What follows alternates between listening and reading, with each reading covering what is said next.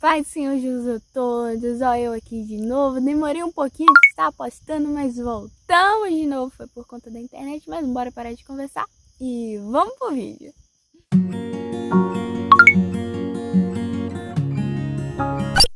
Pessoal, como vocês viram o tema de hoje, né? Vou estar contando um pouco sobre a minha adolescência. Eu sei que muitos podem estar assistindo esse vídeo e podem estar pensando que eu estou passando pela adolescência, assim como muitas vezes já recebi muitas e muitas mensagens de pessoas dizendo: graças a Deus você é uma jovem de 16, 14, 15 anos que está pregando a palavra de Deus. Mas atualmente estou com 19 anos, então eu vou estar contando aqui um pouquinho de como foi a minha adolescência, como eu passei a minha adolescência e as dificuldades também que eu enfrentei. Então, pessoal, vou estar contando aqui sobre um pouco a minha adolescência. Muitas vezes eu recebo elogios de falando assim, as pessoas falando assim: nossa, que menina abençoada, meu Deus do céu, que bênção, que menina é isso, que é aquilo, que é isso e tal. Mas o que acontece? Para acontecer isso tudo, e eu ainda estou em processo, como todo mundo nesse mundo está em processo, porque ninguém é perfeito, a gente tem que colocar isso na nossa cabeça. Ninguém é perfeito, mas estamos em processo de santificação para chegar ao céu. Mas voltando, ninguém sabe o que aconteceu antes, o que eu era antes e o que o diabo estava fazendo para que eu fosse antigamente. A minha adolescência teve fases bem conturbadas. A minha adolescência não foi fácil. A minha adolescência foi complicada, como de muitas pessoas também. Mas o que eu quero te dizer é para que você entenda um pouco. A adolescência realmente não é fácil. Sabe por que ela não é fácil? Não é só porque as pessoas falam que é difícil e tal. Não. Ela não é fácil porque você está passando em um processo de mudança. É uma mudança radical na sua vida. É uma mudança radical no seu corpo, é uma mudança radical nos seus sentimentos, é uma mudança radical na sua escola também, porque você começa a, sabe, aqueles deveres que você fazia antes, matérias que você nunca tinha visto, começa a entrar no seu currículo.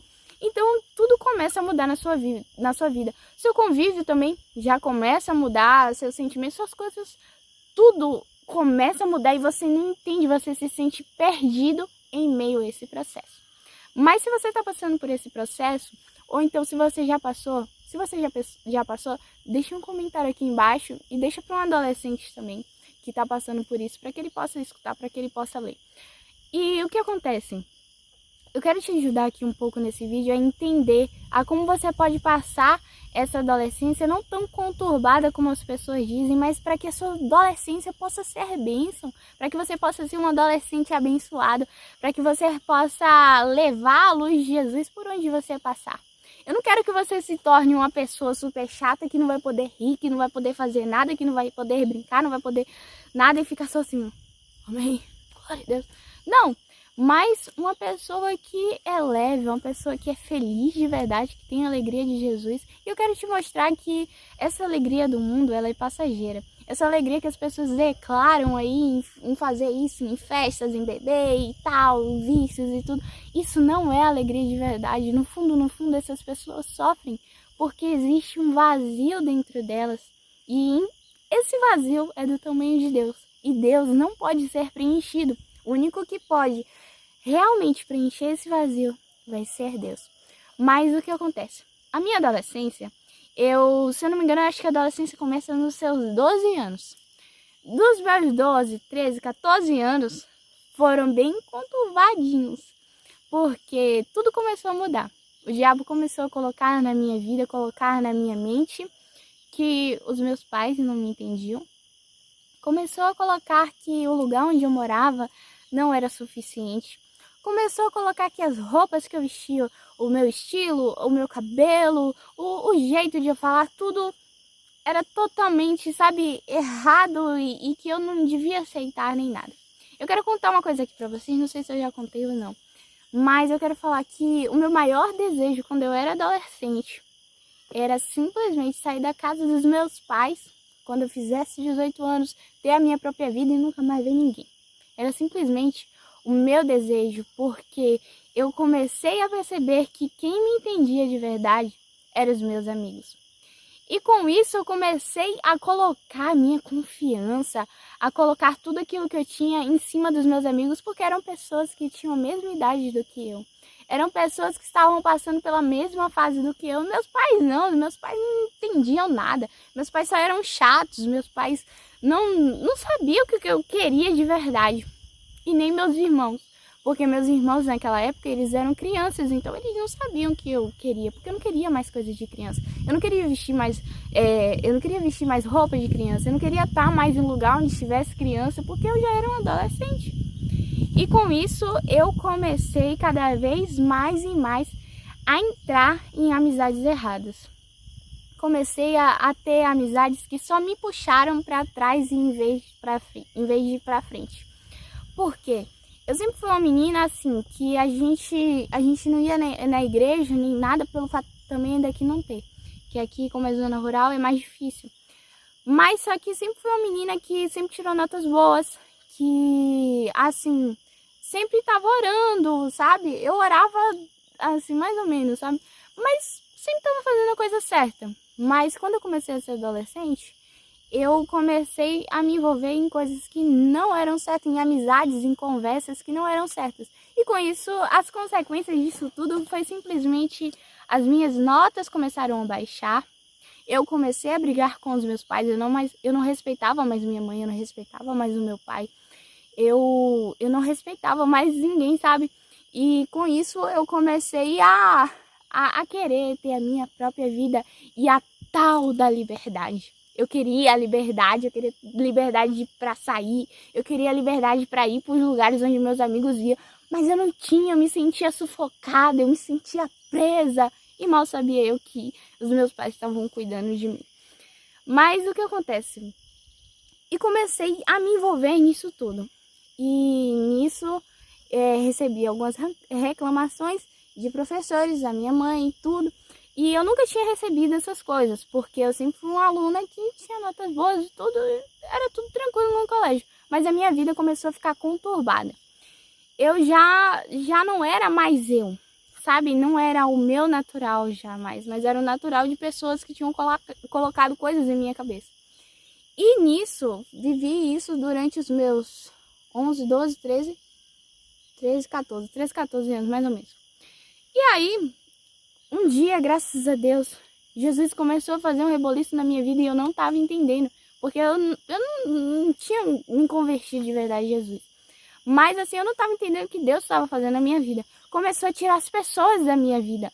Começou a tirar aqueles que diziam ser meus amigos da minha vida e eu me vi sem chão. Porque os meus pais estavam passando por problemas, a minha família estava passando por problema e o único lugar que eu tinha refúgio era minha escola, eram os meus amigos. E nisso, os amigos que eu tinha começaram a ir embora do colégio, ou então começaram a não falar mais comigo. Eu não estava entendendo por que isso estava acontecendo. E com isso eu fiquei muito mal. Passei uma época muito mal, muito triste, muito complicada, mas foi para a glória de Deus. Hoje em dia eu agradeço e dou glória a Deus por ter passado aquilo tudo. E tô aqui agora contando para vocês e serve de um testemunho para você, adolescente, que tá passando por isso, algo semelhante a isso. Mas voltando ao assunto, como vocês já sabem, já contei em outro vídeo, eu me converti no meu quarto. Então minha vida estava conturbada, foi o pior dia da minha vida e melhor dia da minha vida foi aquele dia.